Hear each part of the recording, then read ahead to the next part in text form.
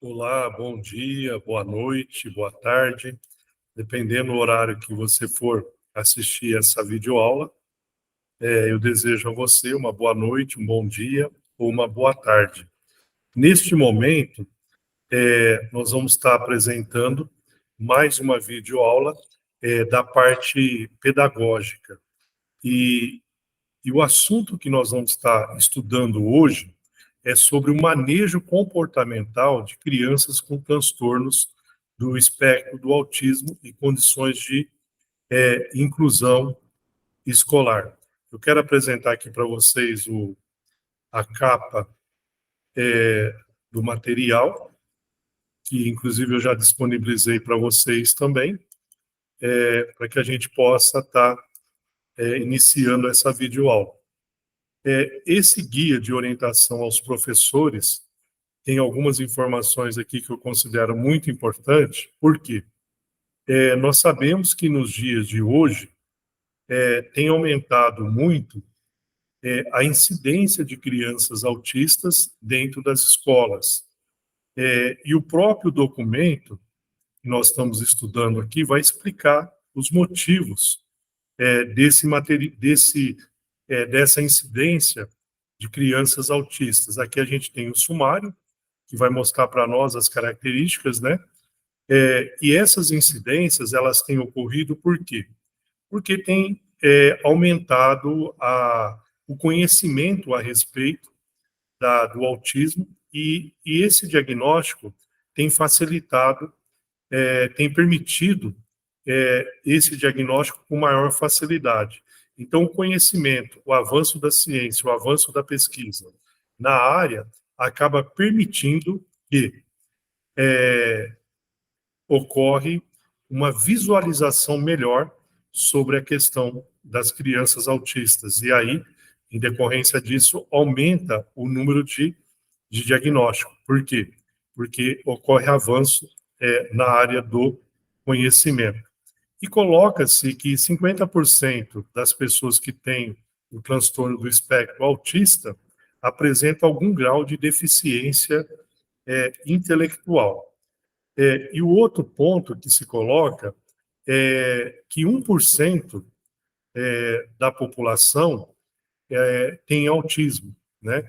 E aí vai apresentar para nós quais são as características, como que é possível caracterizar uma criança, um ser humano, em relação ao autismo. Anteriormente, o autismo estava dentro da definição do transtorno global do desenvolvimento. O autismo infantil, autismo atípico, síndrome de Rett e transtorno desintegrativo da infância. Transtorno com hipercinesia associada ao retardo mental e movimentos estereotipados, síndrome de Asperger, outros globais de desenvolvimento, transtornos globais de desenvolvimento não especificados. E aí a gente vai perceber que todos esses transtornos aí, que eu acabei de citar para vocês, eles são tidos hoje especificado como autismo, né? Então, o autista, o transtorno de Asperger, transtorno global do desenvolvimento, ou invasivo do desenvolvimento, são todos tipificados como TEA, transtorno do espectro autista. Assim, o transtorno de Rett, o transtorno desintegrativo da infância, não fazem parte desse espectro, com exceção desses dois. Agora, o que a gente vai perceber? O transtorno autista se caracteriza por um quadro clínico em que prevalece prejuízos da interação social, nos comportamentos não verbais, como contato visual, postura de expressão facial, e na comunicação verbal. Então, essa postura de não expressar verbalmente o que sente, o que está sentindo, o que está pensando, é um dos perfis muito forte no ser humano autista, que é a dificuldade da interação social. E também acaba se expressando de forma com a ecolalia. O que é a ecolalia? A ecolalia é a repetição de palavras, ele ficar repetindo palavras ou repetir palavras que outras pessoas acabam dizendo ou acabam falando, né? Tem dificuldade, um outro perfil também da criança autista é mudar rotina, mudar de rotinas. A mudança de rotina para a criança autista ocorre uma desestabilização emocional. Então, eles não gostam de estar mudando de rotina. Os primeiros sinais do transtorno geralmente é identificado com 3 anos de idade, mas familiares que têm conhecimento na área da saúde, na área médica, acaba diagnosticando antes. Eu tenho pessoas que eu conheço que trabalham na área da saúde e acabaram diagnosticando antes dos 3 anos a criança autista. Tá? É importante diagnosticar precocemente? Com certeza. Isso passa a oferecer a possibilidade dessa criança ser estimulada para superar as suas dificuldades. O transtorno de Asperger é apresentado como um transtorno que ocasiona de leves a graves prejuízos na interação social, não é afetado a questão da linguagem, e aí a gente vai colocar os outros transtornos que também são caracterizados como transtorno do espectro autista, que são eles: o transtorno autista, transtorno desintegrativo da infância, transtorno de Asperger e transtorno invasivo do desenvolvimento, sem outra especificação. Então, de acordo com a denominação do DSM-5, que é uma especificação, uma convenção internacional que acaba dando definições para as doenças, esses transtornos não terão mais validade em termos de condições diagnósticas distintas. Assim, passarão a ser considerados no mesmo espectro do autismo.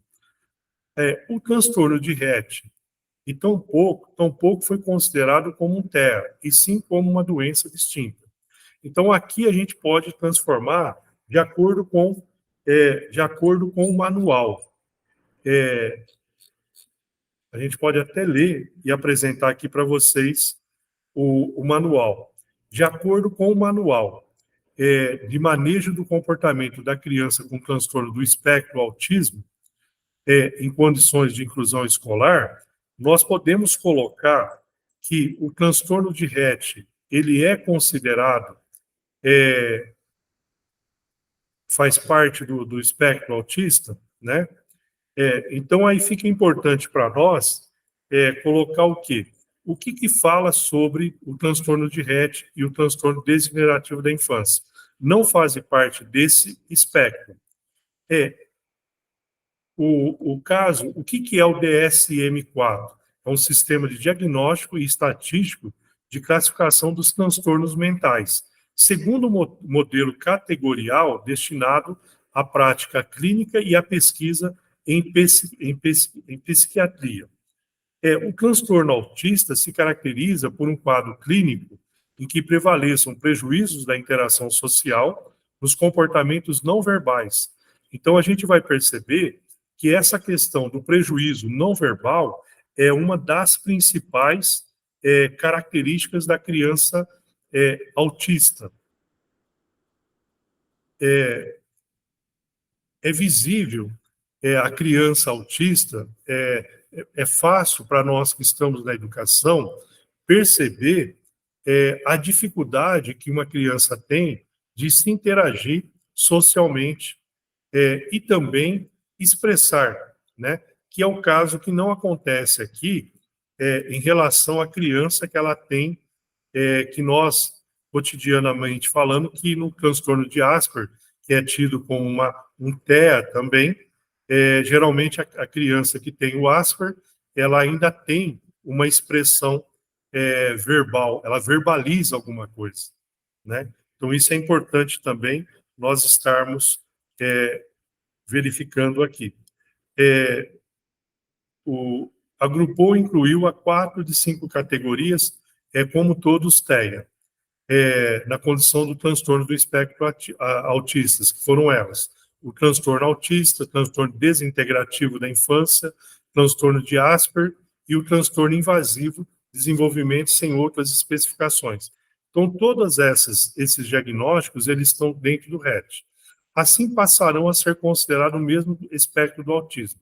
Já o transtorno de RET, de acordo com o DSM-5, tampouco foi considerado como um dos TEA, e sim como uma doença distinta. E aí é onde eu retornaria à pergunta que eu havia iniciado para vocês. Então, o transtorno de RET, ele não é considerado um TEA, né? E aí nós vamos estar pontuando aqui das principais características da criança com o espectro do autismo, que uma das primeiras dificuldades é na área da interação social.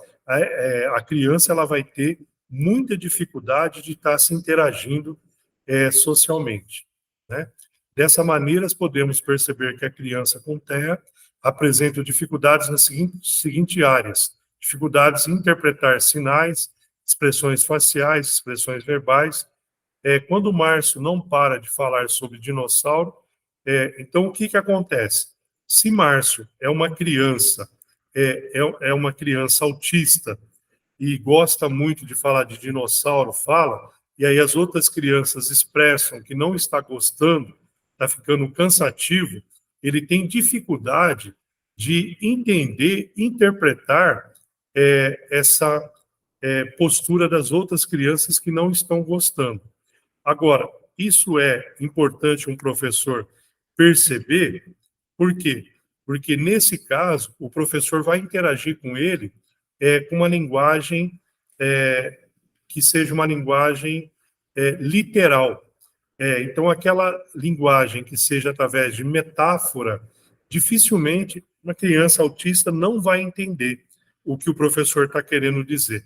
Então, sempre tem que estabelecer com a criança autista uma linguagem literal.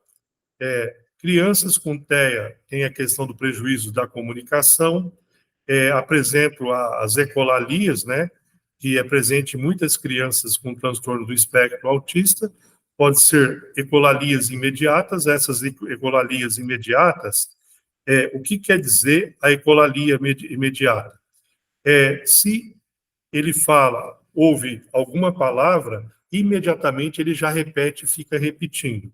Então, essa é uma ecolalia tida como imediata, né? E também, às vezes, ele pode ficar respondendo sem ser imediatamente. E aí, os comportamentos motores estereotipados e repetitivos também é uma das características das crianças autistas, os seres humanos batendo os braços, parecendo que os braços como se fosse um pássaro para voar, e fica com esses movimentos repetitivos, né? Dificuldades em habilidades cognitivas, indicadores de deficiência intelectual moderada ou severa, dificuldades em habilidade de teoria da mente. Aqui é importante a gente parar e escrever. Se perguntar, uma das características da criança autista está relacionada à teoria da mente. O que quer dizer essa habilidade de teoria da mente? A teoria da mente se refere à habilidade de colocar-se no lugar do outro. Então, a criança autista, ela vai ter essa dificuldade. Então, quando eu perguntar a teoria da mente, de acordo, é um perfil das crianças, dos seres humanos autistas, sim. Mas do que ela se refere? Se refere à dificuldade que a criança tem, é um perfil da criança, do ser humano autista, de conseguir se colocar no lugar do outro, tá? E isso a gente vai perceber também que faz parte da própria dificuldade que ele tem também de se interagir. Então, ele é muito focado, fechado ao mundo próprio. Fazer suposições precisas sobre os que os outros pensam ou sentem, né? Então, essas são os perfis das crianças autistas. As crianças com TEA apresentam prejuízos na atenção compartilhada, dificultando, assim, a reciprocidade e a interação. Outro comportamento que se encontra prejudicado nas crianças com TEA é o comportamento de solicitação. É importante o professor saber disso, é muito importante, porque jamais o professor pode esperar essa interação do aluno perguntando alguma coisa, pedindo alguma coisa, solicitando em contexto escolar. Pode ser importante para tirar dúvidas, pedir algo e até suprir necessidades. Muitas crianças com TEA não conseguem expressar suas necessidades. Então, é muito interessante esse olhar atento do professor sobre a criança, porque ele vai ter essa dificuldade de perguntar alguma coisa, alguma dúvida ou solicitar alguma coisa. No caso da criança autista, quando as necessidades educacionais são atendidas, respeitando a condição do espectro do transtorno, ações educacionais poderão garantir que alcance o nível universitário. Um exemplo, se for estimulado e for atendido desde criança, ele pode chegar até o nível universitário. Apresentam deficiência intelectual importante, assim como qualidade de vida individual e familiar e inserção social no mercado de trabalho, sempre que as condições fenótipas da doença possibilite, né? Então, a gente tem que trabalhar com essa possibilidade de estar inserindo, de estar realizando um trabalho que possa inserir esse ser humano no mercado de trabalho. Como análise aplicada, eu acho interessante aqui essa questão, que nós temos uma certa rejeição a essa prática adotada, e às vezes, até eu tinha pouco tempo atrás, uma postura até, eu acho que hoje considero equivocada, sobre a questão da aba, né? Então, o que é a aba? A aba, ela é uma sigla em inglês, né, que Applied Behavior Analysis, que é análise do comportamento aplicado. Esse análise do comportamento aplicado, ele utiliza a metodologia behaviorista, que é aquela metodologia do condicionamento, e aí, quando a gente vai trabalhar com condicionamento dentro da educação, a gente considera totalmente inapropriado essa metodologia, porque não considera o ser humano enquanto sujeito autônomo, educar para a emancipação humana, tá? E aí, tendo contato com pessoas especialistas da área que têm conhecimento profundo sobre o autismo, em virtude de ter filhos em autismo, e aí acabou abandonando tudo, estudando profundamente o autista, e hoje é um especialista na área e contratado aí a nível nacional e internacional para dar formação, orientação e assessoria na área. A pessoa que eu conheço, ele diz o seguinte: Adilson, a minha área é de humanas, eu tive uma dificuldade muito grande de aceitar a aba como uma metodologia de trabalhar o conhecimento do meu filho. Mas, o que aconteceu? Eu percebi que funciona. Então, com a criança autista, tem que utilizar essa análise do comportamento aplicado, baseado dentro do behaviorismo, tá? Então, esse foi a orientação e o conhecimento que eu recebi. E, a partir do momento que um pai que tem um conhecimento profundo relacionado ao autismo e presta assessoria a nível nacional e internacional, que passou a adotar para o próprio filho, porque percebeu que foi a única coisa que permitiu que ele se apropriasse do conhecimento, né? Como a análise aplicada do comportamento pode ajudar o professor na avaliação do manejo de problemas de comportamento no transtorno do espectro autista, e aí, esse manual, ele apresenta aqui, para que nós possamos diferenciar o que é o comportamento do ser humano. E, geralmente, nós temos dificuldade de analisar o que é comportamento, e, às vezes, a gente confunde comportamento com uma característica da pessoa. Então, característica da pessoa é uma coisa e comportamento é outra. E é importante que nós possamos diferenciar. O que é um comportamento? É qualquer ação que uma pessoa faz ou diz. Não é uma característica da pessoa. Exemplo, um comportamento é vestir-se, cantar uma música, conversar na sala de aula, brincar, fazer tarefas, sentar na cadeira, entre outros. É errado definir como comportamento os seguintes exemplos. Rafaela é tímida. Amanda é bagunceira, entre outras coisas. Então, isso o que ele tenta mostrar para nós? Ele tenta mostrar para nós que nós definirmos isso como comportamento é errado. Isso não é comportamento. Isso é o quê? Isso se refere a características da pessoa. Então, é importante nós definir, nós separarmos o que é comportamento de características da pessoa. Outros, comportamento não é característico, então isso é muito importante.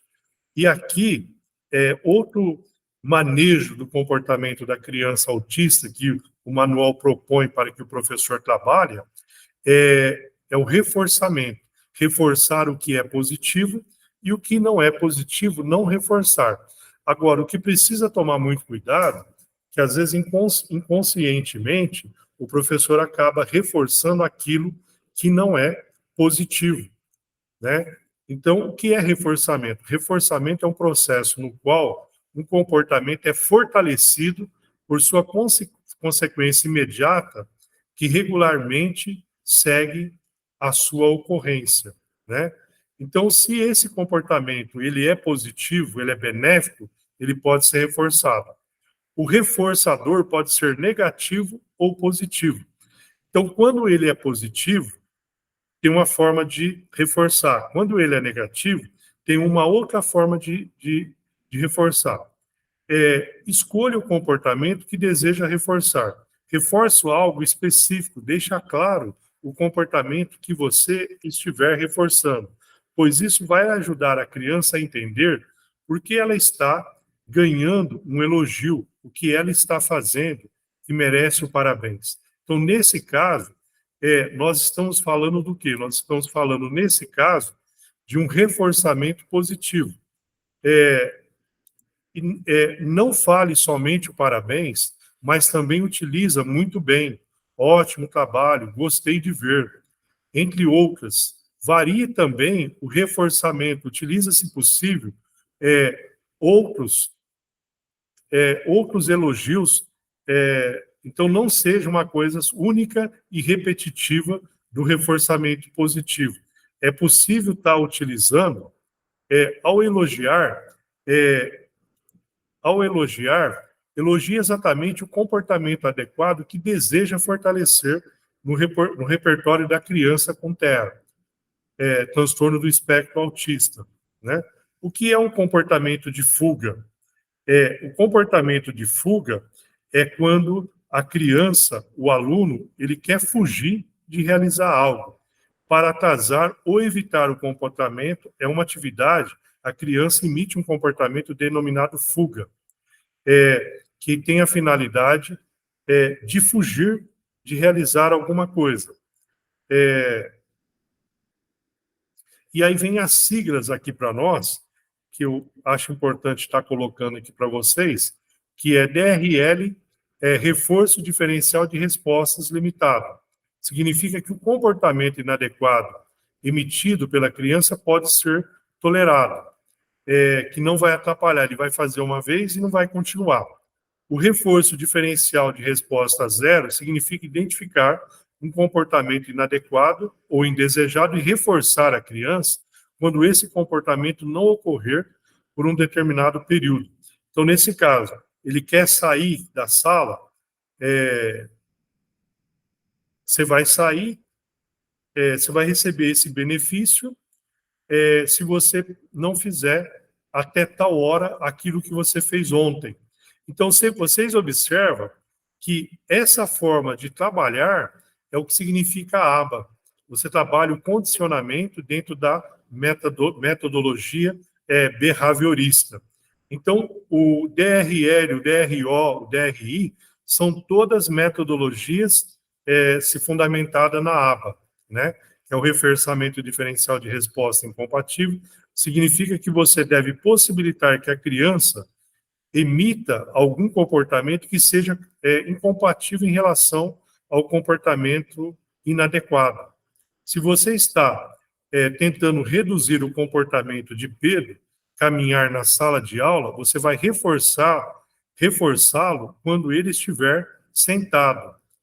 Então, aqui é interessante a gente fazer essa observação.